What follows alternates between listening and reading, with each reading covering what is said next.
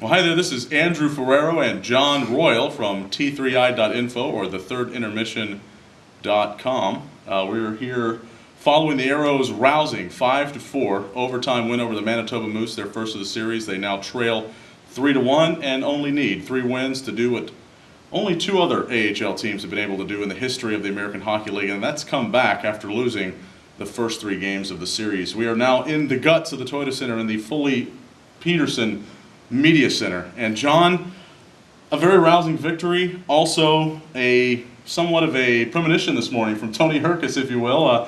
Tell everybody what Tony talked about this morning. What Tony said this morning, the most important thing. He said the two most important things were the Aeros had to score the first goal, and they had to be at least tied in the first period. They weren't tied, right, but they did score the goal. He was a little disappointed in their play that let the Manitoba get the lead. But the one thing he was pleased about, he says the one thing that surprised him, it doesn't surprise him anymore, but it surprised him when he first got here, was how this team never gives up in the third period, how they're always fighting and always get back into the game. But the most important thing was that the Aeros did score, they got that first goal. Well, they're definitely, the fighting spirit was alive and well today. Matt Beaudoin, 4 points, 2 goals, 1 in the third. Obviously the game winner in overtime tonight after taking a pass from John Lammers, who actually got that puck after Corey Locke fanned on what it looked like to be an initial shot somewhere in the slot area. Back to Beaudoin, he just had an incredible game tonight. You know, we talked about him the other night, getting a lot of chances and not capitalizing on those. Talk about Beaudoin. What did he have to say after the game today, and what did Kevin Constantine say about Matt Beaudoin? Kevin, I didn't really talk to Matt after the game, but I was in there with Kevin, and Kevin was really impressed with Matt's play tonight. Matt was everywhere he needed to be.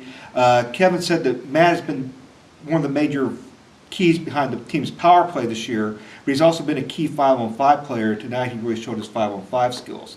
And also, if you remember, the goal that tied it, Tony Herkus' goal that tied it, was set up by Beaudoin getting behind the net, getting the puck back up to Herkus. I was just about to mention something about that. His willingness to stay with the puck on that play after it looked like just a muff scoring chance was incredible, because he found Herkus, who had been left wide open by one member of the Moose defense, and that name right now escapes me. Another bit of controversy in this game. Apparently, Anton Hudobin played some of the third period injured.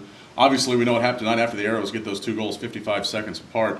Anton allows a back-breaking goal that could have spelled doom for the season. Luckily, it did not, thanks to Matt Beaudoin. But you know, talk to us now about the Anton Hudobin situation and what that is going to mean for Friday night. Okay, well, we don't actually know yet for sure what it's going to mean for Friday night, because Kevin really hasn't never really had a chance to talk to Anton or the trainers after the game. What we do know is that the coaching staff didn't know that Anton had injured himself in the third period. They didn't know until after the period was over and he skated off. Now, I can't say that I was in the locker room after the game, and I did see Hudobin in the training room. So, right, but I'm not sure. But we're not sure what the injury is yet. My opinion on that, and you know, I'm all for guys trying to gut things out, especially in the playoffs. And I think everyone that's going to be seeing this video knows that hockey players have a reputation for playing hurt and sticking things out. But a lot of times when you're in a season-ending type situation, I don't see the benefit of playing hurt. So my guess right now is that it's a minor injury, and that, you know, we'll find out later that, at least we hope we find out later, that, you know, it's something that could force a game time decision goalie wise. If it's not, look for Nolan Schaefer in net Friday night in another season saving type game.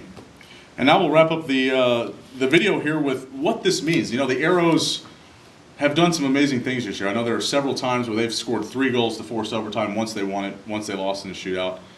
Now this is the ultimate come from behind situation. Can they do what only 2 other teams in American Hockey League history, and what I think only 4 teams, if you count NHL teams, have been able to do? I mean, does this team have it in them?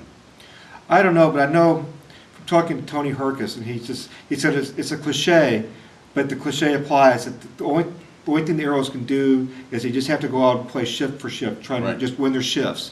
If they can't think about it as having to win 3 games or win 4 games, you just have to worry about winning their shift, winning the period. And if they do that, then everything follows behind it. They just got to concentrate on their shifts. And Kevin's theory is that they don't worry about the game as they try and process what they learned from this game, the good stuff and the bad stuff, and try and carry the good stuff forward. The good stuff is they're learning that they can score on Corey Schneider, who has been almost unstoppable in his 2 years in the playoffs. And so I guess they've got to carry that forward, and just like Herkus Herkus has said just try and win the shifts. Don't worry about the period, don't worry about the game, just go out there and win your shift.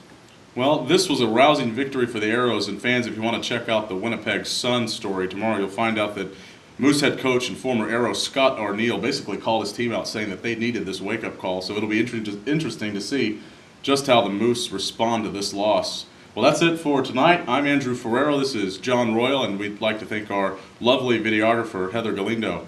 Again, T3i.info. Check us out. Until Friday.